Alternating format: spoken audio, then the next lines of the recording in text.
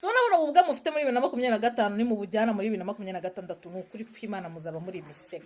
Ese ni gute mutajya mwicara ngo mutekereza ngo hazaza hanyu nahaye? Ugasanga umuntu yateza amatini ngazarya amatuba yatereza ngo nzashakwa n'umugabo w'umukire. Siko n'umukire. Siko n'umukire. Urajya gushakwa n'umukire wanyu hari umwuka w'abakiruhaba.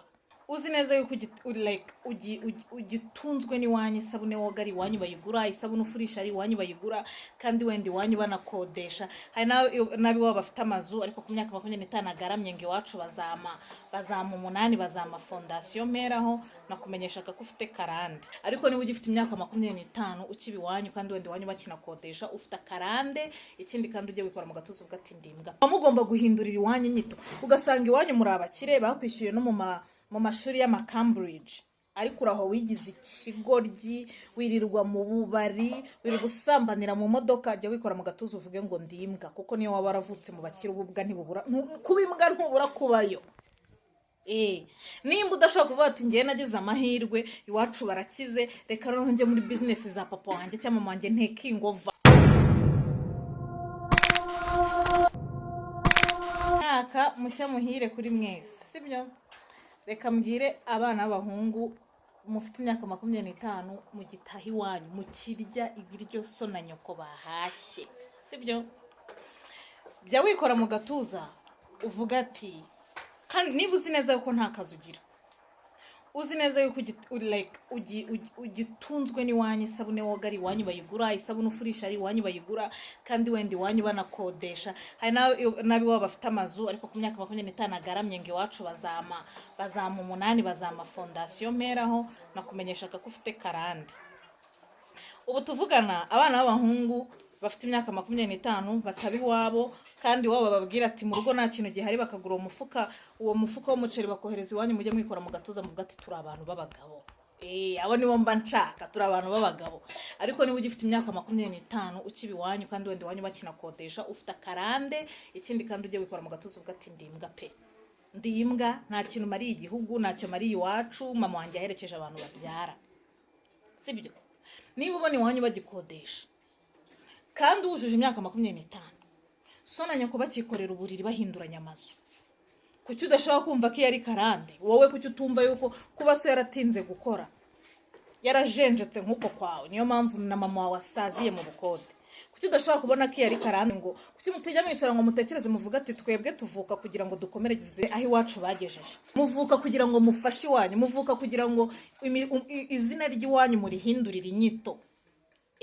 Niyo bavuga ati ni kwa Sipiriyane w'umufundi, urumva? None bazavuga ati Sipiriyani wa wundi ufite umwana w'umuhungu ucuruza aha naho wa muhungu wakize. Muba mugomba guhindurira iwanyu nyito, ugasanga iwanyu muri abakire bakwishyuye no mu mashuri y'ama Cambridge, ariko uraho wigize ikigoryi, wirirwa mu bubari, wirirwa usambanira mu modoka, jya wikora mu gatuzo uvuge ngo ndimbwa, kuko niyo waba waravutse mu bakire ububwa ntibubura kubimbwa, ntubura kubayo. Nimba udashobora kuvuga ati ngiye nagize amahirwe iwacu barakize, reka rero njye muri business za papa wanjye cyangwa mama wanjye ntekingova, nkomereza aho bagejeje kuko banyishyuriye ishuri, ndi umuhanga, ubu nzi uko system iri kugenda, ndabarenze kantekingova. Hakura aho wirirwa wasinze na karibira n'isu yigura, uri imbwa. Uri umwana wo mu bakene wakuze iwanyu murya rimwe ku munsi cyangwa kabiri, ariko ugejeje imyaka 25 utazi guhiga ngo ufite 2 ku mufuka wawe, gikora mu gatuzo uvuge ngo ndimbwa, kuko hari abana mungana batunzi wabo kandi nabo banitunze batakibi iwabo. Ugasanga uri umwana w'umukobwa, urumva, wenda warezwe na nyoko gusa, nyoko yararushye kugira ngo akurihire ishuri kugira ngo ubeho, urumva? None uhabyariye 2 cyangwa 1, isabune abana bayiboga niyo woga bigurwa na nyoko, urumva? Kandi urara ugenda saa 8 ugakinguza nyoko, ujye wikora mu gatuzo uvuga ati ndimbwakazi. Uri imbwakazi, kuko buri umuntu uzi ubwenge ntashobora gutuma bamurera ngo bamurerane n'abana be. Oya, byibuze niba kubarera we bikunaniye, abana bakaba bari iwanyu, byibuze wowe iwanyu ujye guhiga ufashe mama wawe. Rero ibi bintu byose mubisige muri 2025, kuko buriya gukora ni kare. Ibaza ko ufite imyaka 25 ukaba wariganye n'umwana nawe mwakuze muri mu buzima bumwe, ubaka kanya akaba yitwara muhuje imunganye imyaka. so nabona ubwa mufite muri 2025 ni mu bujyana muri 2026 ni ukuri kw'Imana muzaba muri imisega.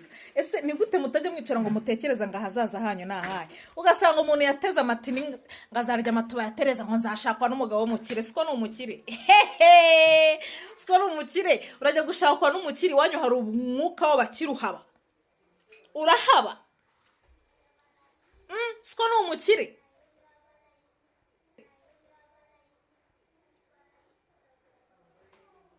Gukora ni kare, n'abasore b'abakire bashaka umukobwa ufite mu mutwe, ufite ibyo aheraho ufite ibyo baheraho bamwunganira, ugasanga wirirwa usambana iyo yose, nyoko nyirinzi akaza kuza kumukomangira amwishyuza kandi urarugenda.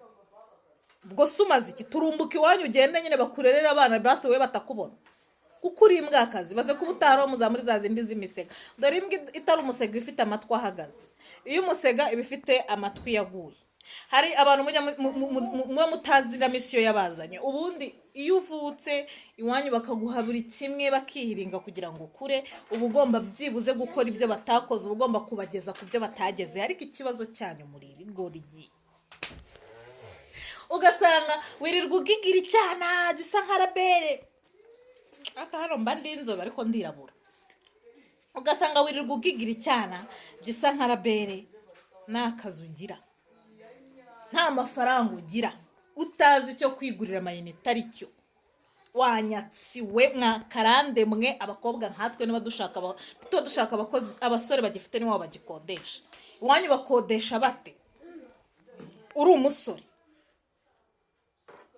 Mani gukora ni kare, buri umuntu uzabimbwa niba muba mushaka kumenya ngo